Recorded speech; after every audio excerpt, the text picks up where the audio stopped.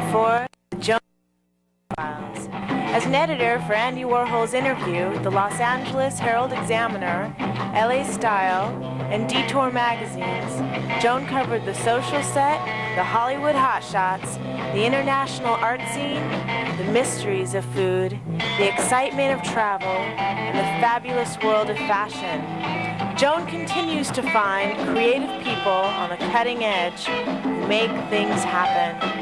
Here's Joan Agajanian Quinn. Hi, I'm Joan Quinn, and welcome to the Joan Quinn Profiles. Waiting to be profiled are composer Mark Carlson and designer Marjorie Skouras. Composer, flutist Mark Carlson was born in Washington, grew up in California, attended the University of Redlands, and graduated from Cal State University in Fresno. He went on to earn a master's and PhD in composition at UCLA. In 1982, Mark founded Pacific Serenades. What is Pacific Serenades? Pacific Serenades is a chamber music ensemble that I got into my head to get going. A long time ago. A long time ago. And we're actually in the middle of our 23rd season now. We had a gap from the beginning to where our first season began. And we commission a new work for each of 4 programs we do every year by somebody who's associated with Southern California. The Pacific Serenade, the group, has gotten a lot of awards, and one of the awards was in adventurous programming. What does that mean? Yes, well, it was an award, we got 2 of them actually, from ASCAP, which is one of the licensing companies, and Chamber Music America jointly gave this award. And the ASCAP does it to encourage ensembles to do new music. How many people are in it? We have, it's a pool of about 15 players. The ensemble and how many play at one time? Anywhere from 3 to 6 players. So it's a small, very small group. Yes, I thought it was much larger than that. No. Do you draw on our symphonies, Long Beach and Pasadena? And, yes. Philharmonic? On our last concert, the pianist was Joanne Pierce Martin, who's the Philharmonic's pianist. She's fabulous. She is fabulous. She is. She's a skydiver or something, she isn't actually got me to jump out of an airplane No, once, so. You'll do anything for a pianist. Well, she was very successful in talking me into it. And I can't believe it. Never do it again, but I'm glad I did it once. So. Yeah, she's fabulous. Yeah, she's such a wonderful person, and I wrote this piece that she played in a couple of weeks ago, and she has such extraordinary technique that I went out of my way to make use of her really amazing technical abilities. Well, talking about that, you compose for piano, flute, guitar, cello. How do you write for those particular instruments? Well, and for Joanne? My piano was my first instrument. I started to play piano when I was 5, and I took up flute when I was 8. I'm a much better flutist than I am a pianist, but I know the piano very well, and I actually played organ. But it's part of the composer's training to study all the instruments and learn how they work. And then how do you, when you're writing a flute piece, do you write on the flute, or when you're writing a cello piece, do you have to know how to play? I don't know how to play cello, but I've written a lot of music for cello. I know. How do you do it? And, well, I know the mechanics of how the instrument works, and I've written so much, and I get feedback from the players all the time. And so I could write for cello in my sleep now. I've done it so often. I'm so comfortable writing for it that I never have to rewrite anything like I did when I was beginning. So where does the inspiration come that you can write for the cello like that, or the guitar? Well, I don't know. It's hard to You can write it in your sleep, you said. Do you dream these things? Sometimes I do. I remember a piece that I wrote for, actually a piece that's on that CD is a cello and piano sonata, and the original inspiration was that David Speltz asked me to write a piece, so that And then in addition to that, I had traveled to Venezuela several times and discovered a wonderful kind of Venezuelan dance called a merengue, which isn't done anywhere else in the world. And so I just said, I want to write one of those for cello and piano. So I did that. You did a merengue? Yeah. Uh-huh. Is that a little bit adventurous? Yeah, it's very, yes. And it's not like the dance that people do here called merengue, which is more like salsa music. But it's very wonderful. It's in 5 beats per measure, and it's very strange and very exciting. So, where does Pacific Serenade perform? I know you've been to New York. Well, we are local to here, so we don't normally do touring, though we did a concert in New York in Carnegie Hall's Recital Hall. Which was great. But we do 4 programs per year, and we do each one 3 times. So the first time is in somebody's house. It has to be a house big enough to seat somewhere between 60 and 100 people. And then we perform at the neighborhood church in Pasadena, which is right in this cluster of green and greenhouses.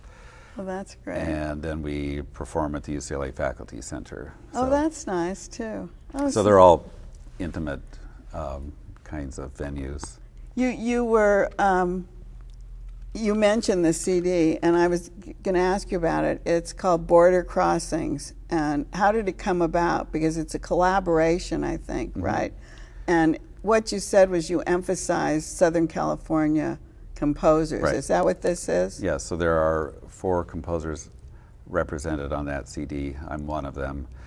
And we've, over the years, commissioned 50 different composers. And so when we started to make this CD, I thought, well, wouldn't it be nice to make a CD that emphasizes music that has something to do with Latin American music. Oh, so that's what Border Crossings is? Right. Across the border? Right. So we had two composers who were born in Latin America, one in Mexico and one in Uruguay, who live here now, and they wrote pieces for us that are on there. And then 2 of us who were born here in the United States, but we wrote pieces that were influenced by Latin American music. And so the Border Crossings idea was that we're crossing the borders in both directions. And what instruments are on here? One of the pieces is that I'm playing on is for flute, violin, cello, and harpsichord. Oh. And that's a piece by Enrique Gonzalez Medina, who was born in Tijuana and lives in Sierra Madre now. There are 2 pieces for clarinet and string quartet, and then my piece, which is for cello and piano. Oh, so that's it, the cello. The merengue is on here? Yes. Oh, good, good. And you've written for brass ensembles. So what's a brass ensemble? Well, the brass ensembles I've written for are small groups, 5 to 6 players or so. And what are they? Trumpet? A brass quintet has 2 trumpets, French horn. Oh, 2. Trombone and tuba. Is it always like that, a quintet? That a brass quintet is kind of a standard ensemble, and mostly I've written for brass in bigger groups as part of a wind ensemble band or orchestra music. But that's not under the aegis of Pacific Serenades. No. I see. That's on your. And you've written choral music. A lot of choral music, yes. And how does that differ from the other music you've been writing? Well, it's usually commissioned by a particular chorus, and so. And there's some event behind it. My first big choral piece was commissioned by the National Shrine in Washington, D.C. Oh. And it was a piece for chorus and orchestra. And and that was a mass. So they asked specifically, that's what it had to be. I've written a Christmas cantata. Oh, those the choral things. Yeah. Excuse me. The other things you've written, you've used other people's words, like the words of Rumi, and written the music to that. How do you do that? Well, that was a piece that I wrote for Pacific Serenades 2 years ago in 2007, and during that year I asked all the composers who were writing new pieces to do something that reflected a non-Western culture. So my particular choice was to set some poems by Rumi in translation it actually started when a student of mine at UCLA wanted me to set some songs. He was actually of Iranian lineage. So Rumi was an Iranian prophet? Yes. Or poet? Or a poet and a mystic. And, mystic. And he wrote prolifically and beautifully. And so the student wanted me to write something in Farsi, and I said, I can't do that, I don't know it. And so I started to read Rumi because of that and got very interested. But how do the words, does the music become very mystical then? Well, kind of. It depends on what the words are saying. And I listen to a lot of Persian classical music in preparation. So it doesn't sound like Persian classical music, but I wanted to try to absorb it at least. And then Neruda. Mm-hmm. And that I said in Spanish. Did you? Yes. I know enough Spanish that I knew how to navigate that. And so those were some songs for soprano and piano. He's from Argentina? He's from Chile. Chile, right, yeah. And I love those poems. They're so... But then the odd thing was Grimm Brothers, fairy tales. Yes. I almost forgot about that piece. That was, I actually had a friend who wrote a libretto. It was for 2 singers and an ensemble of 5 players, based on a fairy tale called The Three Feathers. Oh, right, yeah. And about a king who's trying to pass on his kingdom to his sons, and the 2 older ones don't work very hard at it, and they lose to their brother that everybody thinks is retarded, and he's the one. And he's the one who gets it. So, and then let's talk about this ensemble. Do you conduct? I don't conduct at all. And then how do you find who's the conductor? It's all chamber music, which doesn't normally require a conductor. Oh, because one of the musicians takes charge. How do they do that? They always start together. Yeah. It's the nature of chamber music that when you're playing with a small number of people, you're very tuned into each other. It's very intimate. And so people tune into all kinds of physical cues from each other and learn to do things together. Before we leave, you're so musical. Did you come from a musical family? Kind of. Yes? My father was a surgeon who grew up in a family with no money, and he always loved music, so he was determined that all of his kids would play instruments. And so, that's great. Thank you so much for coming today. You're welcome. Thank you for having me. And don't go away. We'll be right back with designer Marjorie Skouras.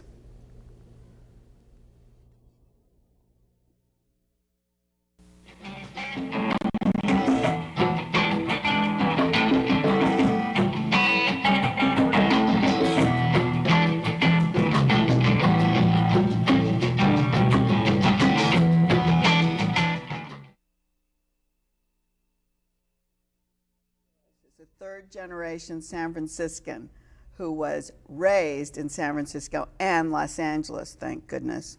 She earned a Bachelor of Arts in Art History from UCLA and spent several years training as a fine arts photographer. After 17 years in the film business, she followed her passion to be an interior designer. And did you have to go back to school to be a designer? No, I worked for Patty, for my mother, for about 14 months, which was sort of a better crash course, I think, than going back to school. It's sort of a novelty, don't you find? I find that all these young women who are going to FIDM or all of these design schools, they have no concept of what it really is. I mean, I hire lovely young women who work for me, who are terrific, but they get there and they're stunned at what the actual job, entails after 3 years of training and god-awful amounts of money. But your mother, Patty Skouras, yes. Worked in interior design for many years. Did you ever work with her before? Once. It doesn't seem like it would work. No, she used to schlep me around, though. She was a great mom. I'm trying to be somewhat more responsible, but she would say to me all the time when I was about, 12 to 13, she would ask me in the morning if I felt like going to school. And I would say, not really. And she'd say, great, then come with me today. And she would drag me around. I spent years going up and down Robertson and going to the PDC and doing all that stuff with her. So at some point, I mean, it must have sunk in. I must have connected on some level, and it took me a while to find the path. But would you do that with your daughter? We do. You do? Well, she skipped school today. We had that party last night, and we went out to dinner afterwards, and it was late, and she was sound asleep this morning. And I thought, oh well. And so we got up and we all went to the Gem and Jewelry show together to look for new material. So once in a while. You know. Well, that's getting into it. What were you doing in showbiz though for 17 years? You know, I fell into it. I had finished my degree at UCLA, and I was trying to decide. I was being encouraged to go on and get a master's and do something in that arena, and I was tired of school, honestly. My cousin at the time was the curator of ancient glass at LACMA, and I sort of saw what her daily duties entailed, and it just didn't appeal to me that much. I was 23 years old. Yeah, you didn't want to do that. No. Did you know Sarah Black ever? Yes. Okay, so Sarah was friends with a friend of my mom's kind of thing, and they offered me an internship, and I took it because I was sort of at loose ends. And I worked for them at A&M Records, or A&M Films when it was in its sort of nascent period. Oh. And I stayed there for about a year. And But then, not family. Well, no. My father was horrified when he found out what they were paying me a week, right? But it was my job, and I'd gotten it. And I worked for there for about 14 months, and then Tommy came in, my father came in, and he hired me away to be the glorious secretary for 2 years. That was fun. But did you learn about film producing and all that at the time? I learned, A&M was actively producing films like The Breakfast Club and things like that during that period, so that was sort of fun. Development, which I realized very quickly I didn't like. Yeah. Boring as all get out. And my dad was just starting the company at that point. They were only doing foreign sales, and after I got there, they moved into the domestic arena, and that was incredibly fun. And then you carried a camera around with you?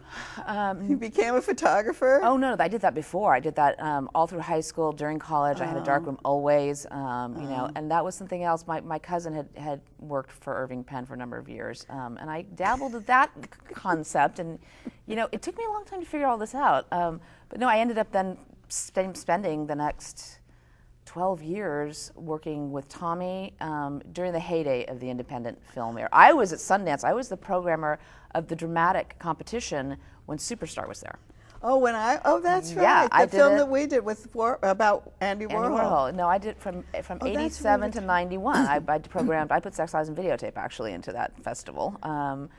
So how could you give up a career like that? Because it ended right after that. The heyday of independent film, I think, ended with the theatrical release of Sex, Lies, and Videotape changed the landscape forever. But don't you think it's back again, independent film? I'm so not connected anymore. I really, I think it's like soured. A circle. Possibly, there's a whole new generation. After that, I left and I went to design for a year. I worked with Patty for a year.